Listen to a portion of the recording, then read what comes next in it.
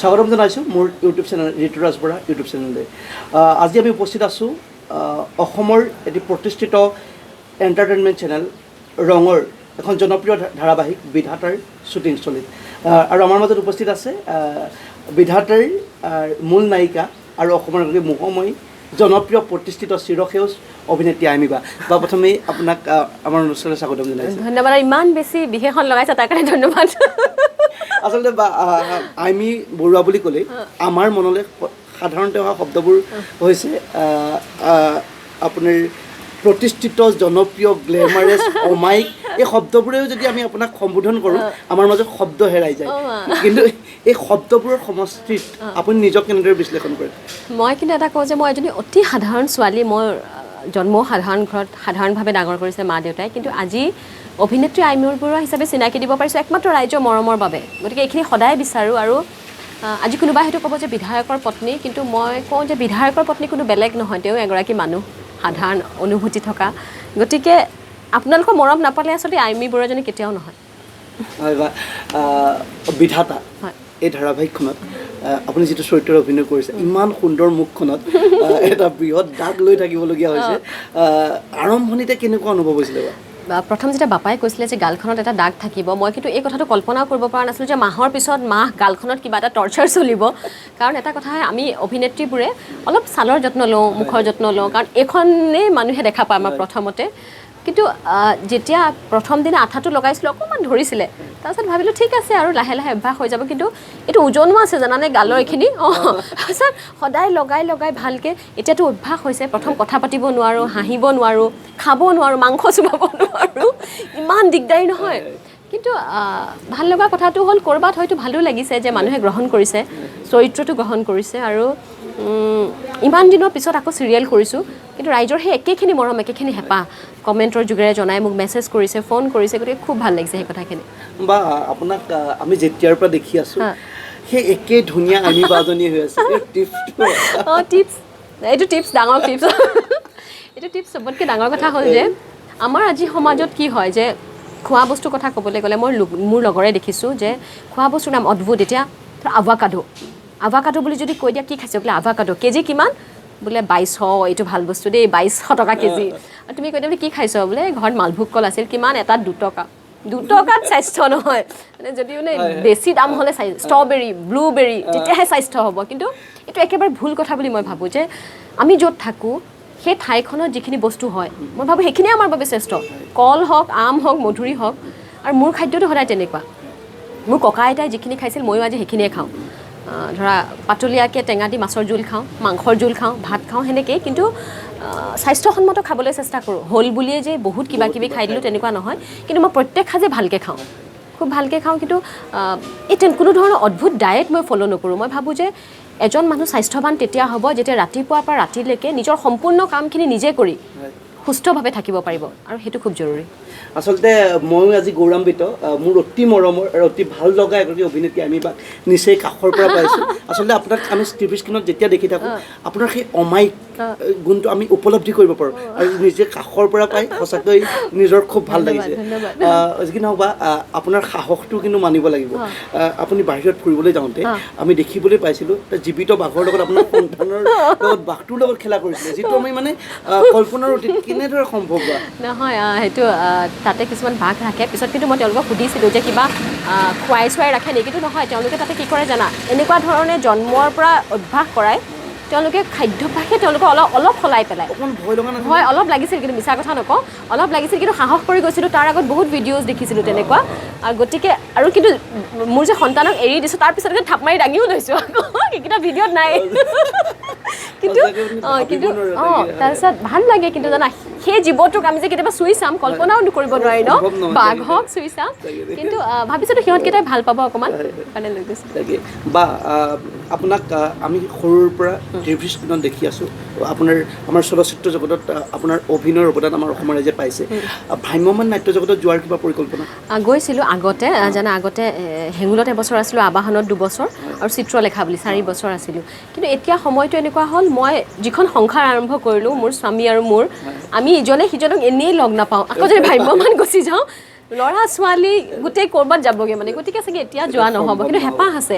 আৰু মঞ্চৰ অভিনয়টো বৰ বেলেগ মোহ আছে, মানে মানুহক ইমান ওচৰৰ পৰা পোৱা, আৰু লগতে মানে ৰেছপন্সটো লগে লগে গম পাওঁ ন, মানে যিটো এটা ডাইলগ মাতিলোঁ লগে লগে যে চাপৰি বজাই দিয়ে আৰু উৎসাহ বাঢ়ি যায় পিছৰ দিনা আৰু ভালকৈ কৰিবলৈ, গতিকে সেইখিনি খুব বেছি মিছ কৰোঁ। বা চলচ্চিত্ৰ উদ্যোগটোৰ কথা যদি আমি কওঁ, আমি যেতিয়া পৰা অসমীয়া চিনেমা চাইছোঁ, জবনি আমৰিকৰ পৰাই যদি আমি অসমীয়াৰ যিটো ৰঙীন চিনেমাৰ ধাৰা বুলি ক'ব পাৰি, তেতিয়াৰ পৰা মানে চলচ্চিত্ৰ উদ্যোগটো অসমীয়া চিনেমা চাবৰ কাৰণে হাজাৰ হাজাৰ দৰ্শকে ভিৰ কৰিছিলে। আপোনাৰ গাড়ীয়ে গাড়ীয়ে আহি টিকেট ব্লেক কৰাৰ লেখীয়া পৰিৱেশৰ সৃষ্টি হোৱা দেখা পোৱা গৈছিলে। কিন্তু এতিয়া অসমীয়া চিনেমা খুব ভাল দিন বুলি ক'ব নোৱাৰি, কি কাৰণে বা আপুনি কি বুলি ভাবে? মই কিন্তু ইয়াতে এটা কথা ক'ম যে মই কিন্তু অসমীয়া চিনেমাৰ বেয়া দিন বুলি নকওঁ, অলপ কম ভাল দিন বুলি কওঁ। মই সদায় আশাবাদী, আৰু অসমীয়া চিনেমা বেয়া হোৱাৰ বহুত কাৰণ আছে। কিছুমান কাৰণ আমি নিজে, কিছুমান কাৰণ পৰোক্ষ আৰু কিছুমান প্ৰত্যক্ষ। এটা কথা ক'ব লাগিব যে সেই সময়ত একেলগে বহুত চিনেমা হল আছিল, এতিয়া কিন্তু লাহে লাহে আমাৰ নিজৰ ভুলৰ বাবেও বহুত চিনেমা হল বন্ধ হৈ গৈছে। এতিয়া হয়তো 42টামান ছবিগৃহতহে অসমীয়া চিনেমা চলে, সেইটো সময়ত কিন্তু 82টামান পাইছিলেগৈ গৈ। গতিকে সেই ছবিগৃহবোৰ যে বন্ধ হ'ল তাতে আমাৰো বহুত দুখ আছে।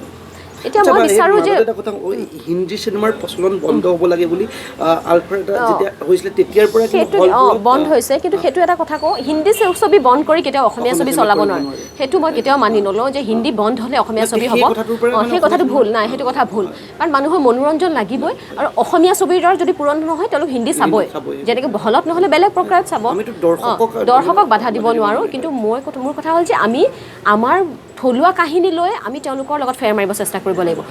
তেওঁলোকে ধৰক এটা বাৰ ডান্স এটা তেওঁলোকে মানে শ্বুট কৰে, তেওঁলোকৰ সেইটো বাজেট হ'ল 10 লাখ টকা, আমি 1 লাখ টকাত এখন বাৰ দেখালে কেনেকৈ হ'ব বা তেওঁলোকৰ লগত? তাতকৈ আমি নিজৰ থলুৱা কাহিনী নিজৰ ভেটিত যদি আৰম্ভ কৰোঁ, এতিয়া ধৰক ভিলেজ ৰকষ্টাৰ, সেইখনতো বলিউডক কপি কৰিব যোৱা নাই, কিন্তু সেইখনে গৈ আজি অস্কাৰলৈকে পাইছেগৈ।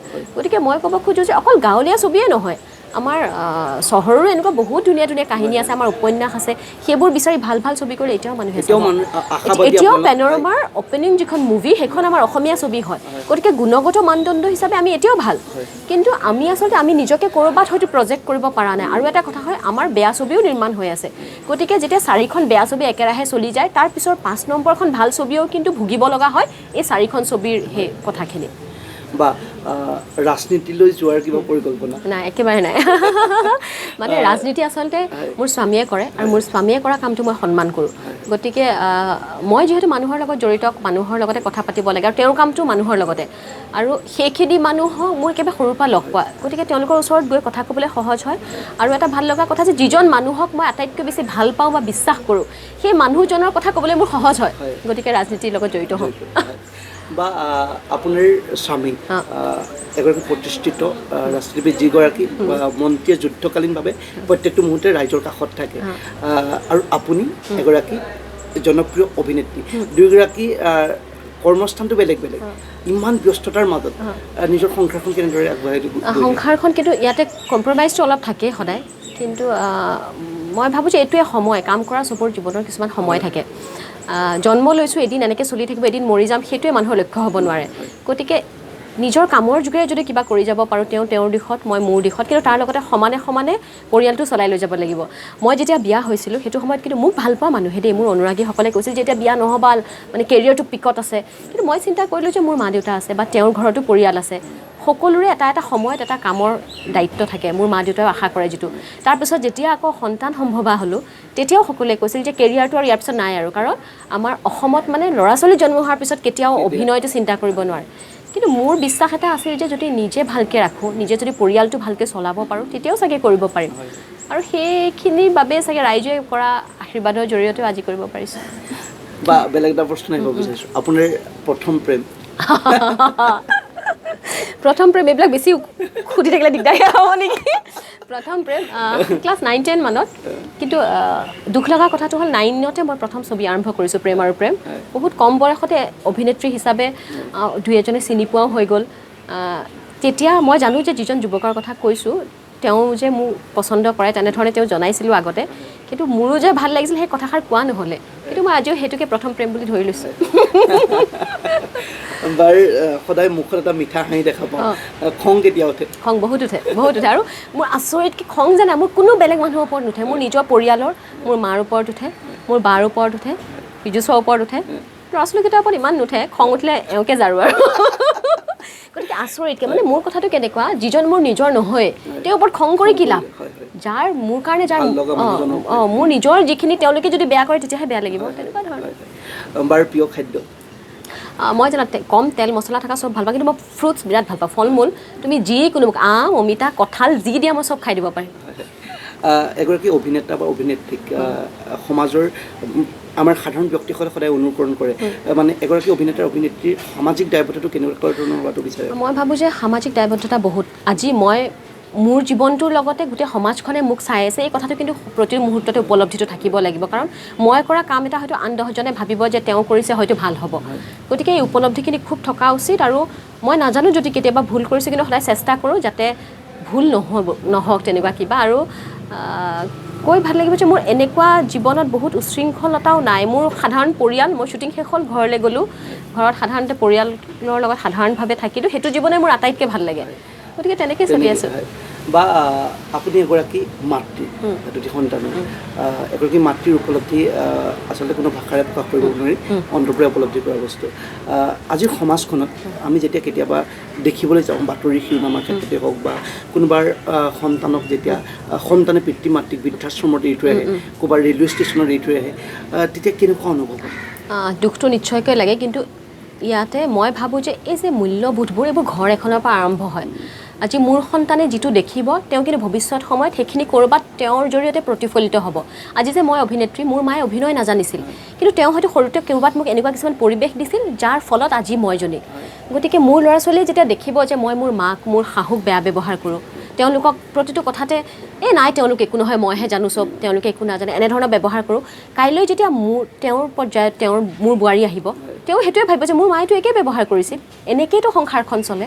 গতিকে এই মূল্যবোধখিনি প্ৰথম কথা হ'ল আমি ঘৰৰ পৰা দিব লাগিব। আজি মই মোৰ মাক মোৰ শাহুক মই মোৰ ল'ৰা ছোৱালীকেইটাক এটাই বুজাওঁ যে আমাৰ ঘৰখনৰ মূল মানুহ হ'ল এই দুগৰাকী, মোৰ মা বা মোৰ শাহু, যাৰ পৰা মোৰ সৃষ্টি, মোৰ হাজবেণ্ডৰ সৃষ্টি পীযুষৰ। গতিকে তেনেধৰণে যদি আগবাঢ়োঁ, মই ভাবোঁ যে সেই ভুলটো চাগে বহুখিনি কমি যাব। আৰু পৰিয়াল বস্তুটো আমি একেবাৰে উপলব্ধি কৰাব দিব লাগে।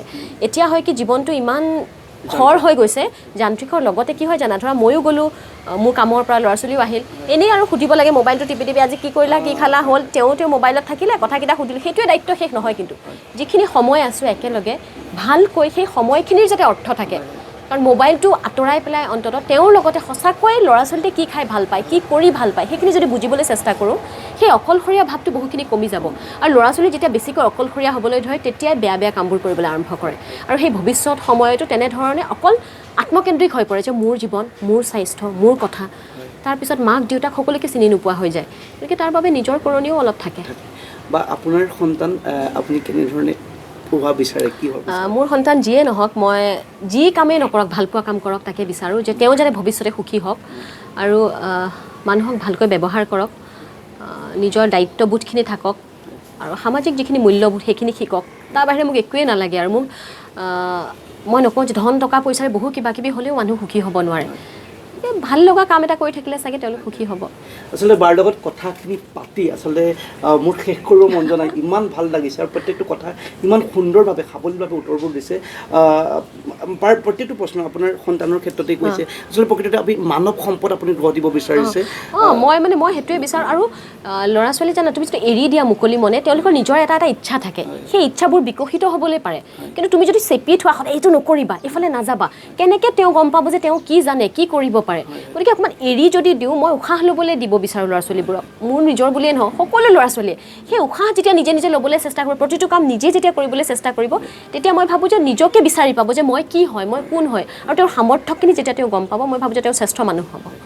বাৰ প্ৰথম অভিনয় আৰু প্ৰথম অভিনয় কৰিবলৈ যাওঁতে, কেমেৰাৰ আগত প্ৰথম অভিনয় কৰিবলৈ যাওঁতে ঘৰৰ মানুহৰ পৰা, পৰিয়ালৰ বা আপোন মানুহৰ পৰা নালাগে নকৰিবি তেনেকুৱা পৰিস্থিতিখন পাইছোঁ মোৰ মা আৰু যিজনী মাৰ বাবে আচলতে মই আজি আইমি বৰুৱা। মোৰ মা এনেকুৱা আছিলে, মোৰ মা বহুত বেছি ষ্ট্ৰিক্ট আছিলে যে মাৰ মতে পঢ়িব লাগে, আৰু সাধাৰণ কথা এটা যে ক্লাছ 9ত কোনে বিচাৰিব যে এজনী ছোৱালী যদি ক্লাছ 9ত অভিনয় আৰম্ভ কৰিছিল অভিনয় মানে এজ এ হিৰোইন প্ৰথম প্ৰেম কৰিছোঁ মই বহুত কম বয়সতে আৰম্ভ কৰিছোঁ কিন্তু স্ক্ৰীণত দেখিলে ক্লাছ 9ৰ ছোৱালী যেন নালাগে তেতিয়া প্ৰেমৰ প্ৰেম ছবিখন যতীন দা আছিলে জুবিন দা আছিলে প্ৰস্তুতি বা আছিলে আৰু আচৰিতকৈ সেই ছবিখনৰ 60% মান মোৰ চৰিত্ৰটোৰ ওপৰতে গতিকে ইমান মানে লোড থকা এটা কেৰেক্টাৰ আৰু প্ৰথম যেতিয়া প্ৰপ'জেলটো আহিছিলে মোৰতো একেদিনাই মই ভাবিছোঁ কৰিমেই আৰু চিনেমা কৰিব পাৰিম আৰু মোৰ দেউতা কিন্তু বিৰাট যোগাত্মক আছিলে লগে লগে কৈছে যে কৰিবা কিন্তু মায়ে লগে লগে নাই তাই চিনেমা নকৰে মাৰ কথাটো হ'ল কি তাই মেট্ৰিকে পাছ কৰিব নোৱাৰিব এনেকৈ যদি চিনেমা কৰে কিন্তু তেতিয়াৰ পৰা মায়ে কি কৰিলে যে লগত যায় মায়ে সদায় বেগত কিতাপ এখন লৈ যায় মই যে কৈছোঁ কাৰা আৰু সেই যে এতিয়া যেনেকৈ শ্বৰ্ট নাই এতিয়া তোমালোকৰ লগত কথা পাতিছোঁ মোৰ যদি তেতিয়া দিন হ'লে মায়ে কিতাপখন দি বহাই থ'লে হয় আৰু সেই কিতাপখনকে মই মানে এনেকৈ কাৰোবালৈ চালেও কেনেকৈ চাওঁ মা ওচৰত আছে যে গালি দিব নহ'লে আৰু মাৰ কাৰণে চাগে মই ইকনমিক্স আছিলে মোৰ ছাবজেক্ট মই ফাৰ্ষ্ট ক্লাছ পাইছিলোঁ গ্ৰেজুৱেশ্যনত আৰু সেইটো একদম মোৰ মাৰ কাৰণে কাৰণ নহ'লে মই ইমান যত্ন কেতিয়াও নকৰিলোঁ হয় এটাই কথা যে পঢ়া যদি বেয়া হয় শ্বুটিংটো এৰাই দিব আৰু শ্বুটিং মই সাংঘাতিক ভাল পাওঁ অভিনয় গতিকে পঢ়িবলৈ অকণমান যত্ন কৰিছিলোঁ তেনেকৈ মাষ্টাৰ্ছ কৰিলোঁ ছ'চিয়লজি পঢ়া আৰু অভিনয় দুটা সমান্তৰভাৱে আপুনি মাৰ চেষ্টা কৰিছিলোঁ অকল মাৰ গালিত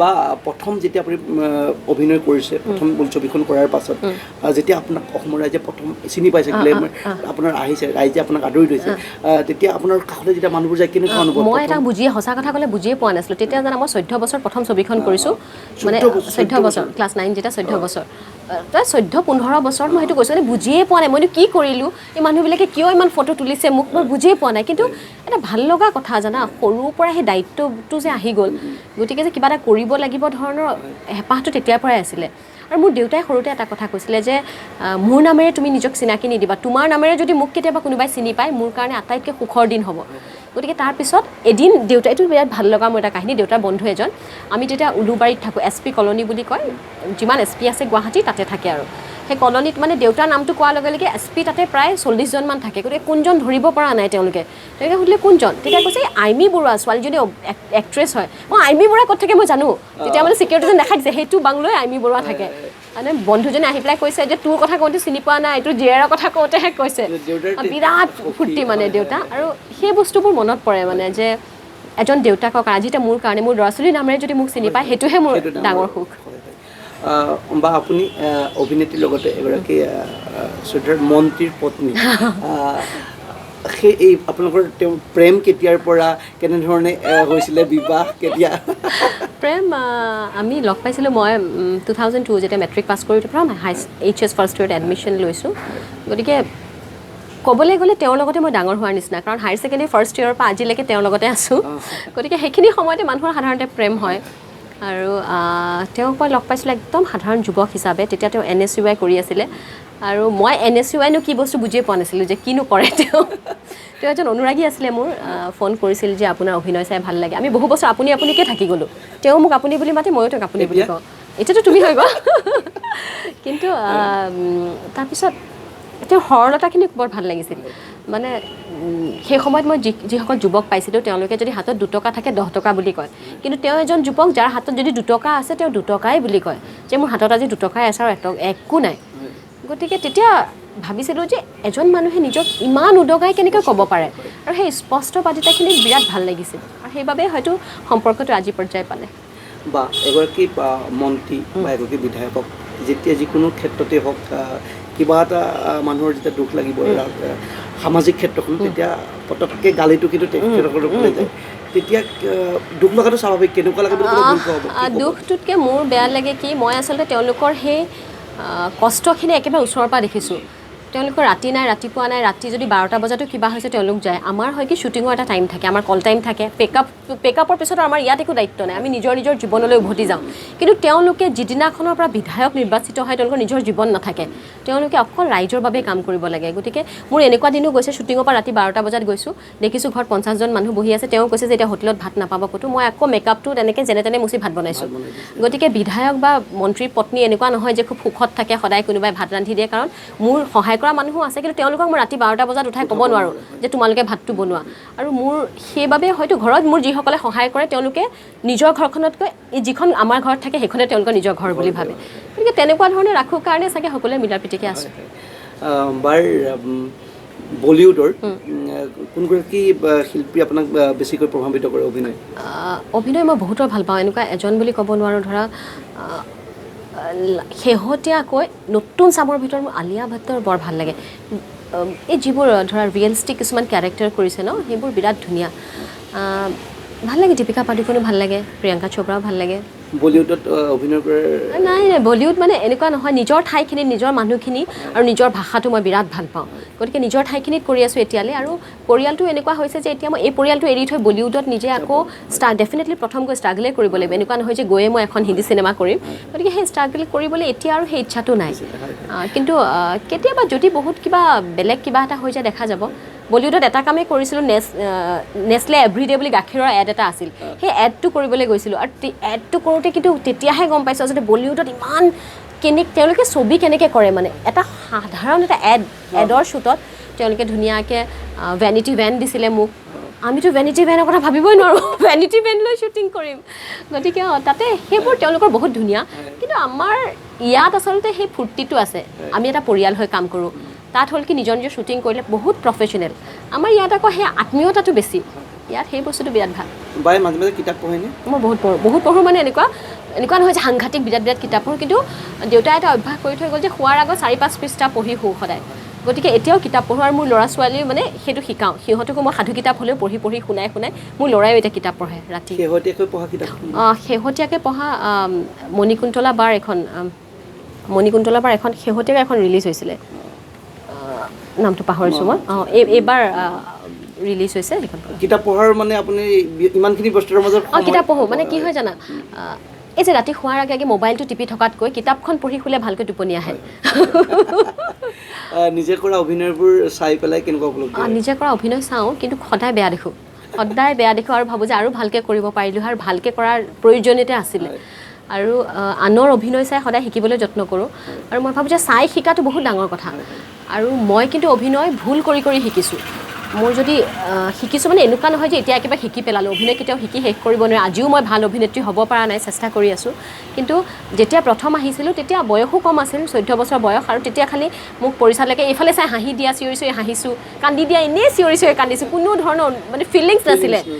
এনেই আৰু কৰিব লাগে কৰিছোঁ। কিন্তু পিছত ৰিজাল্টটো তেনেকুৱা, চাইছোঁ বেয়া দেখিছে নিজকো। আমি চাইছোঁ কিন্তু আপোনাৰ প্ৰথম খুব আমি মানে ইমান কম বয়সত তথাপিও আৰু কৰিছোঁ কিবা এটা। কিন্তু এতিয়া লাহে লাহে বুজি পোৱা হৈছোঁ যে এইবোৰ কাম আচলতে এনেকৈ নকৰে, এইবোৰ কাম অনুভৱ কৰিলেহে আচলতে অভিনয় হয়। গতিকে এতিয়াও শিকিবলৈ চেষ্টা কৰি আছোঁ। বা বিধাতা, যিহেতু আমি শ্বুটিংস্থলীত আছোঁ, আমি বিধাতাৰ কথা কিছু পাতিম। আচলতে বাপাদাৰ আমি যদি দেখা পাওঁ, বাপাদাৰ প্ৰত্যেকখন ধাৰাবাহিকেই হওক, বাপাদাৰ আচলতে জনপ্ৰিয়তাৰ শীৰ্ষত যাবলৈ সক্ষম হয়। কি কাৰণে বুলি ভাবে আপুনি? বাপাৰ কাহিনীবোৰ সাধাৰণতে সাংঘাতিক ভাল হয়, আৰু লগতে বাপাৰ ডাইৰেকশ্যনটো ভাল, ট্ৰিটমেণ্টবোৰ খুব ভাল। বাপাই যিহেতু আগতে গান কৰিছিলে, গতিকে এজ এ কোৰিঅ'গ্ৰাফাৰ তেওঁ কাম কৰিছিলে, সেইকাৰণে তেওঁ শ্বটবোৰ খুব ফাষ্ট কাটে। এডিটিংটো তেওঁ আগতে ভাবি থয় যে এনেকৈ কৰিম আমি, সেইকাৰণে মানুহে দেখি ভাল পায়। আৰু গান কৰিলে সদায় আমি ধুনীয়া দেখাব চেষ্টা কৰোঁ। বাপায়ো সদায় ফ্ৰেমটো ধুনীয়া কৰিব চেষ্টা কৰে, কিবা প্ৰপাৰ্টি দি হওক, লাইটিঙেৰে হওক, কিবা কিবি চেষ্টা কৰে। আৰু ইয়াতে তাৰ প্লাছ পইণ্ট এটা হ'ল কি, বিশ্বদা আমাৰ কেমেৰামেন খুব ভাল, তেওঁ খুব ধুনীয়াকৈ তুলিছে আমাক, মানে ধুনীয়া দেখাইছে। সেইবাবে বাবাৰ প্লাছ পইণ্ট বুলি এই গোটেইখিনি মিলি চিৰিয়েলখন ধুনীয়া হৈ উঠে। বাৰ বিধাতাৰ অকণমান ৰসাল এটা সময়ৰ কথা? ৰসাল বহুত আছে বিধাতা হয় কি, মই কৈছোঁ না, আমি ছেটত যিটো দেখা পায় তাতকৈ আমাৰ এনেই পৰিয়ালটো আৰু বেছি ফূৰ্তিবাজ আমাৰ প্ৰত্যেকজন। আমাৰ আটাইতকৈ বেছি দুষ্ট কৰে সমীৰে, শশাংক সমীৰ, যোন মোৰ মানে মোৰ স্বামী হৈছে ইয়াতে। যিমান বেঙা দেখাইছে সিমান দুষ্ট। আৰু সেইবোৰ ফুটেজ যদি ক'ৰবাত পাই লৈ যাব, দেখাই দিব চব কিমান দুষ্ট সি। বাকী আমি আচলতে এনেকুৱা যে আমি ইটোৱে সিটোক নিজৰ ভাই ককাই বা বাই ভনীৰ যিটো সম্পৰ্ক, তেনেকুৱা এটা সম্পৰ্ক হৈ যায়গৈ। গতিকে খোৱা বোৱাও আমি যদি মোৰ ঘৰত কিবা এটা ভাল বস্তু বনাই, মোৰ হেঁপাহ যায় যে মোৰ পৰিয়ালটোলৈ লৈ যাওঁ, চবলৈকে তেনেকৈ যিমান পাৰোঁ বান্ধি আনো, চবেই আনে তেনেকৈ। আৰু সেই আত্মীয়তাটো গঢ়ি উঠিছে কাৰণে চাগে চিৰিয়েলখন মানুহে যেতিয়া চাইছে তেওঁলোকৰ অনুভৱ হয় যে এইটো চাগে এটা পৰিয়ালেই বুলি। পবিত্ৰ বিৰাট কাহিনী আছে। পবিত্ৰ হ'ল সমীৰে পবিত্ৰক খুব ধুনীয়াকৈ চিকুতে, আৰু সেই চিকুতাৰ ৰিয়েকশ্যনবোৰ পবিত্ৰ বিৰাট ধুনীয়া হয়। আৰু সেইটোৱে আমাৰ দিনটোৰ ডাঙৰ টপিক, মানে যে কেনেকৈ ক'ত চিকুটিব পাৰি পবিত্ৰক। আৰু আমি সেইটোতে বিৰাট ৰস পাওঁ দিনটোলৈ, মানে কাহিনী বনাই সেইটো এটাকে মানে 10টা কৰি আমি বহলাই কৈ ফুৰোঁ। আমি চেষ্টা কৰিম তাৰ ভিজুৱেল আমি দেখাব। সমীৰা কিন্তু খুব পিটিব মোক এইবিলাক কোৱাৰ কাৰণে। যি কি নহওক বা আপোনাৰ লগত কথা পাতি থাকিবৰে মন গৈছে, কিন্তু শ্বুটিঙৰ ইমান ব্যস্ততাৰ মাজতো আমাক ইমানখিনি সময় দিয়াৰ বাবে সঁচাকৈ অন্তৰৰ পৰা ধন্যবাদ থেংক জ্ঞাপন ইউ। আৰু কৰিছোঁ। মোৰ ভাল লাগিলে, মই এতিয়াও আকৌ একেটা কথাই কওঁ যে সাধাৰণ ছোৱালীজনী আজি আৰ্মি বৰুৱা হৈছোঁ আপোনালোকৰ বাবে। এই মৰম চেনেহখিনি কৰি থাকিব আৰু তোমালোকক ধন্যবাদ জনাইছোঁ যে মোক মানুহৰ মাজলৈ আকৌ এবাৰ লৈ গৈ তেওঁলোকক ওচৰৰ পৰা কথাখিনি কোৱাৰ সুযোগ দিলা। থেংক ইউ বা চাই থাকিব বিধাতা। বাৰ সেই সুন্দৰ অভিনয়বোৰ নিশ্চয় প্ৰত্যেকজন দৰ্শকে উপলব্ধি কৰিব পাৰিছে। ইমান এখন সুন্দৰ মুখত এটা বৃহৎ দাগ লৈ পেলাই কেৱল আপোনালোকৰ বাবে আছে, কেৱল আপোনালোকৰ বাবে অভিনয় কৰি আছে। বা ইমান ব্যস্ততাৰ মাজত নিজৰ এটা পৰিয়ালৰ থকাৰ পাছতো সুন্দৰভাৱে নিজৰ দুটি সন্তান থকাৰ পিছতো কিন্তু কেৱল আপোনালোকৰ বাবে অভিনয় কৰি আছে বাই। বাক সঁচাকৈ ধন্যবাদ জ্ঞাপন কৰিছোঁ আৰু বাপাদাক ধন্যবাদ জ্ঞাপন কৰিছোঁ, কিয়নো এই শ্বুটিঙৰ ইমান ব্যস্ততাৰ মাজতো আমাক এইখিনি সময় দিয়াৰ বাবে বা পুনৰবাৰ বহুত বহুত ধন্যবাদ জ্ঞাপন কৰিছোঁ। চাই থাকিব ঋতুৰাজ বৰা ইউটিউব চেনেল। ধন্যবাদ, থেংক ইউ।